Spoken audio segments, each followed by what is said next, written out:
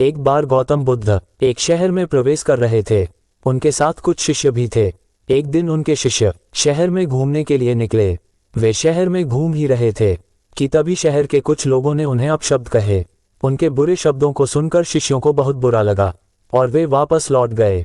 बुद्ध ने देखा कि शहर से लौट कर आए उनके सभी शिष्य बहुत क्रोध में दिखाई दे रहे हैं। उन्होंने शिष्यों से पूछा, क्या बात है, आप इतने तनाव में क्यों हैं? तभी एक शिष्य क्रोध में बोला, हमें यहाँ से तुरंत चलना चाहिए। जब हम बाहर शहर में घूमने गए थे तो यहाँ के लोगों ने बिना वजह हमें बहुत बुरा भला कहा। जिस जगह हमारा सम्मान नहीं हो वहाँ हमें नहीं रहना चाहिए।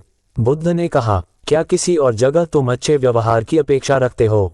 दूसरे शिष्य ने कहा, इस शहर से तो अच्छे लोग ही होंगे।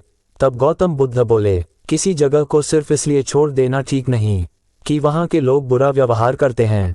हमें तो कुछ ऐसा करना चाहिए कि जिस स्थान पर भी जाएं, उस स्थान को तब तक नहीं छोड़ें जब तक अपनी अच्छाइयों से वहाँ के लोगों को सुधार न दें। हम जिस भी स्थान पर जाएं, वहाँ के लोगों का कुछ न कुछ भला करके ही वापस लौटें। बुद्ध ने कहा, जिस प्रकार युद्ध में बढ़ता हुआ हाथी चारों तरफ के तीर सहते हुए भी आगे बढ़ता जाता है, ठीक उसी तरह उत्तम व्यक्ति भी दूसरों के अपशब्दों को सहते हुए अच्छे कार्य करता रहता है। खुद को वश में करने वाले प्राणी से उत्तम कोई और नहीं हो सकता। बुद्ध की बात शिष्यों को अच्छी तरह से समझ में आ गई और उन्होंने वहां से जाने का इरादा त्याग दिया। दोस्तों, उम्मीद है कि आपको यह वीडियो पसंद आ रहा होगा। इस पोस्ट को अपने दोस्तों और परिवार के साथ जरूर शेयर करें और वीडियो को लाइक करें, चैनल को सब्सक्राइब करें और भी ऐसे ही वीडियो देखते रहने के लिए। संत रमन्ना के आश्रम में अनेक लोग अपनी समस्याओं के समाधान के लिए आते थे। एक दिन एक जिज्ञासु व्यक्ति आया और संत के पास शीघ्र पहुंचने के लिए जल्दी से अपने जूते उतारने लगा।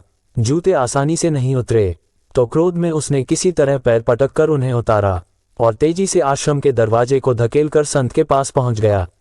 आते ही उसने कहा, बाबा, मैं आपसे अपनी समस्या का समाधान जानने आया हूं। संत बोले, तुम्हारी समस्या का समाधान असंभव है।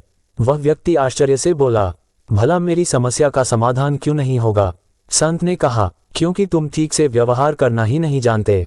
जो विनम्र नहीं हो सकता उसका काम भी सफल नहीं होता। व्यक्ति ने पूछा, पर मेरे व्यवहार में क्या दोष है? संत बोले, कदम कदम पर है। तुम अकारण क्रोध में वस्तुओं को नुकसान पहुंचाते हो। तुमने अभी अभी जूते और दरवाजे पर क्रोध किया। जाओ उनसे माफी मांगो। वह व्यक्ति हैरानी से बोला, मैं बेजान चीजों से माफी मांगू? संत बोले, तुम बेजान वस्तुओं के साथ ही सही ढंग से व्यवहार नहीं कर सकते और चाहते हो कि ईश्वर व संसार तुम्हारे साथ उचित व्यवहार करे। यदि तुमने इन वस्तुओं को वास्तव में बेजान समझा होता तो तुम इन पर क्रोध ही नहीं करते। विनम्रता से सारी समस्याओं के समाधान स्वयं हो जाते हैं। वह व्यक्ति संत का आशय समझ गया। उसने उन वस्तुओं के साथ साथ संत से भी माफी मांगी और आगे से हमेशा हर किसी के साथ विनम्रता से पेश आने का वचन दिया।